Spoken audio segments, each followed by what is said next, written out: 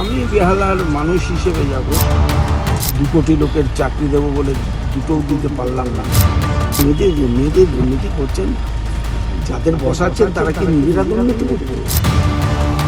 26-এর ভোটের দামামা প্রায় বেজেই গিয়েছে, আর তার মধ্যে পার্থ চট্টোপাধ্যায় তিনি জেল মুক্তির পর প্রথমবার নিজের এলাকায় একেবারে স্বমহিমায় গাড়ি করে যেতে যেতে সাংবাদিকদের খুব গুরুত্বপূর্ণ একটি কথা তিনি বললেন। তিনি পরিষ্কার বলছেন, আমি আপনাদের লোক। নিজের এলাকায় দাঁড়িয়ে তিনি বলছেন, আমি আপনাদের লোক। সাংবাদিকরা যখন তাকে প্রশ্ন করছেন যে আপনি এই যে বেরিয়েছেন, আপনি কিভাবে কি হিসেবে বেরিয়েছেন, আপনি কি বিধায়ক হিসেবে বেরিয়েছেন, কারণ দল তো আপনাকে সাসপেন্ড করেছে, সেখান থেকে খুব গুরুত্বপূর্ণ ইঙ্গিত যে আমি আপনাদের লোক।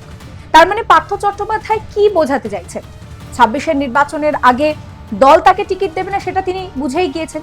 তাহলে কি বিকল্প কোনো রাস্তা পার্থ চট্টোপাধ্যায় খুঁজে পাওয়ার চেষ্টা করছেন? আমি বেহালার মানুষ হিসেবে যাব।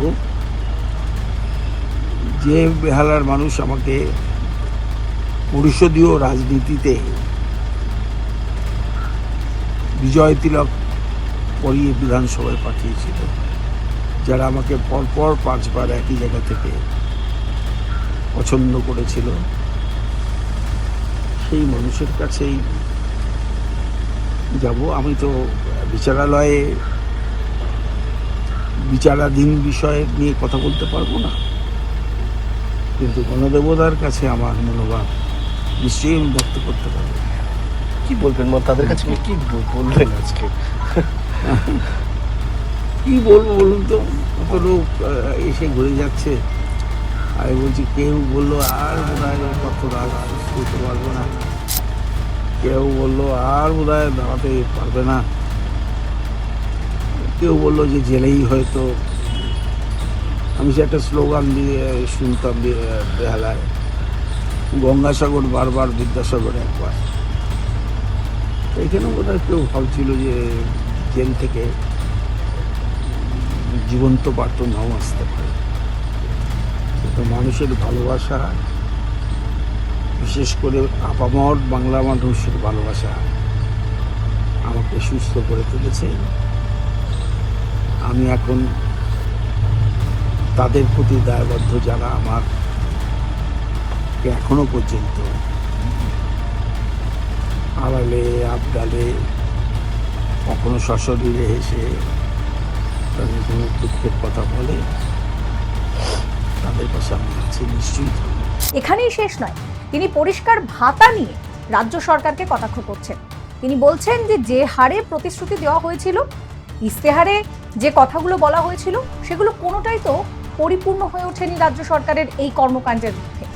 তাহলে কি পার্থ চট্টোপাধ্যায় তিনি দল থেকে সাসপেন্ড হওয়ার পর এখন বিকল্প কোনো রাস্তা খুঁজছেন? এই মুহূর্তে দাঁড়িয়ে পার্থ চট্টোপাধ্যায়ের এই মন্তব্য যথেষ্টই গুরুত্বপূর্ণ যে আমি আপনাদের লোক, আমি বেহালার লোক। তিনি কাজ শুরু করছেন।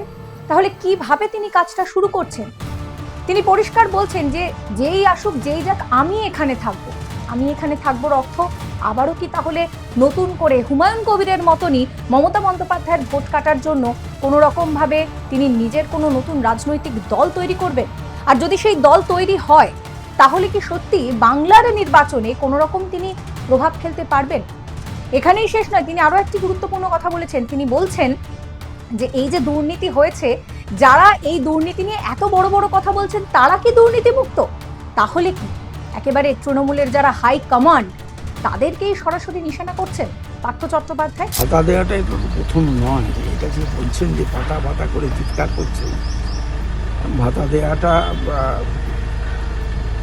এটা প্রথম নয়। ভাতা তো বামপন্থীরাও ভাতা দিয়েছে, নানাভাবে ভাতা দিয়েছে। বিজেপি গভর্নমেন্ট, কেন্দ্রীয় সরকার বা বিজেপি শাসিত রাজ্যেও ভাতা আছে। আমাদের নির্বাচন ইস্তাহারেও আমার যতদূর মনে পড়ে এই কথার উল্লেখ ছিল। ভাতাটা একটা অন্য মাত্রার, কিন্তু কর্মসংস্থানটা সবচেয়ে আগে। এই আওয়াজ তোলা 2 কোটি লোকের চাকরি দেবো বলে দুটোও দিতে পারলাম না। এ না করে যে কর্মসৃষ্টি করা এবং কর্মসংস্থানের সুযোগ করে দেওয়া, আমার কর্পোরেট জীবনেও আমি তা করেছি। আমাকে যারা ঢিল মারছে, কাদা মারছে, তারা ভেবে দেখুক যে সেই সময় কত লোকের মমতা ব্যানার্জির মুখ্যমন্ত্রীত্বে কর্মসংস্থান হয়েছে। আমি সেই বিশ্বাস থেকে সরে যেতে পারছি না। মন্ত্রীকে যেভাবে আক্রমণ করা হলো, মনে হলো যেন একটা অন্য দলের মন্ত্রী শাসক দল মন্ত্রী, এই যে এরকম একটা ভাব। 21 পর্যন্ত তো কেউ কিছু করেনি। এই আপনারাই তো আমাদের সঙ্গে, আপনাদের কোনো এডিটার, কোনো তারা তো আমাদের গাড়িতে করে প্রেস ক্লাবে নিয়ে গিয়েছিল মমতা বন্দ্যোপাধ্যায়ের সাথে, সেখানেও তো আমরা মোকাবিলা করেছি। দেখুন, সমস্যা থাকবে। আমি আবার বলছি যে হাটে এসে হোঁচট খেতেও পারে, কিন্তু আবার সে উঠে দাঁড়াবে যদি তার লক্ষ্য, তার বিশ্বাস, তার সততা, তার দৃঢ়তা, তার মানুষের প্রতি ভালোবাসা যদি থাকে, তাহলে তাকে আটকাতে পারবে। আপনারা এত দুর্নীতি করছেন, যাদের বসাচ্ছেন তারা কি নিজেরা দুর্নীতিমুক্ত? আমি এখনো বলছি, জোর গলায় বলছি, কোনো রকম অনিয়ম বেনিয়মের সঙ্গে সারাটা জীবন যুক্ত ছিলাম না, আজও নেই, মন্ত্রী হয়েও নেই, বিরোধী দলনেতা হিসেবেও নেই, কর্পোরেট জগতের মাঝারি বা বড় কি যে যেরকমভাবে দেখে তার হিসেবেও নেই। সুতরাং সমাজের যে একটা প্রতিষ্ঠিত জায়গা, তাকে ধাক্কা মেরে সরানোর যদি কেউ চেষ্টা করে, কালিমালিপ্ত যদি করে, তাহলে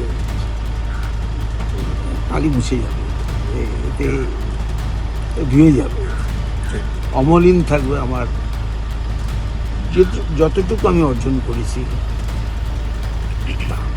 আমি তো কাউকে ষড়যন্ত্রকারী হিসেবে বলিনি। আপনারা এগুলো এডিট করে আনকাট দেখাবেন না, তো এডিট করে এটুকুই দেখাবেন।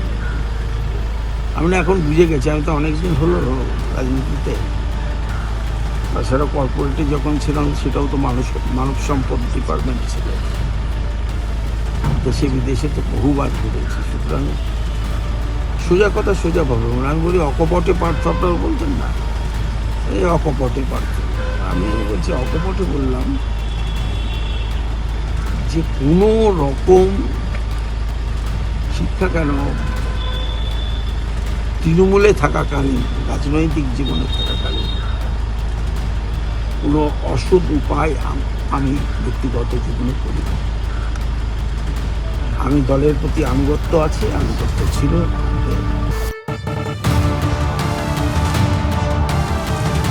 এবারে ভাই ভোটের লড়াই এই এখানেই দেখবো।